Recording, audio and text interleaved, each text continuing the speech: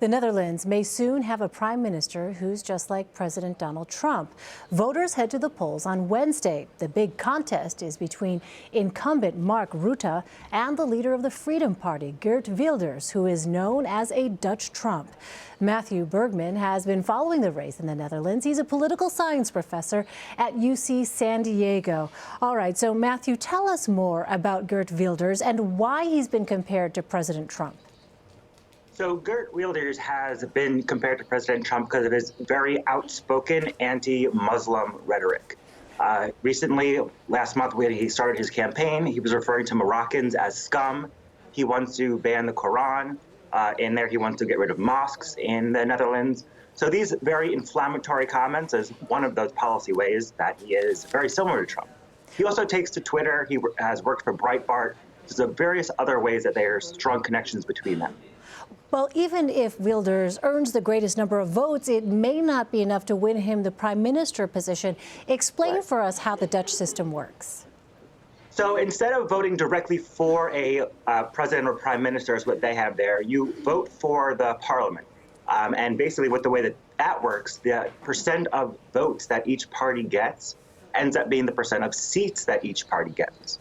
So there's no way that either Wilders or Rutte can get to having a majority. They're both polling at earning about 20% of the vote is what the maximum that either can get, which means they would need to find and work with other parties.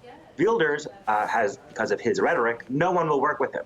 So there's no way that he can get to a majority of parliament supporting him. Well, current Prime Minister Mark Rutte favors staying in the European Union, while Wilders favors pulling out of the EU. Is that the most important issue to Dutch voters, Matthew? What has become much more important is this idea of Dutch identity. Included in that is the EU. Wilders is most strongly opposed to it. Rutte and a lot of the mainstream parties want to remain in it, with even the Green Party suggesting that they want to spend more to help other nations in the European Union and the European Economic Zone. Well, voters in the Netherlands go to the polls on Wednesday. What kind of impact will the results have on the rest of Europe, whichever way they fall? So the eyes are on the Netherlands right now. There's an election next in the coming months in France with a very strong, also anti-EU candidate in Marine Le Pen. So, we got the polls wrong, we think, with Brexit. We also had an unexpected win in Donald Trump, and this is the next test of, do we know how strong populism and populist voters are, and can they be contained and defeated? This is the strongest case that we hope to see for a pro-EU, a continuing economic system there.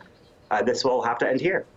All right, Matthew Bergman, thanks so much for your insight. Appreciate it. Thank you.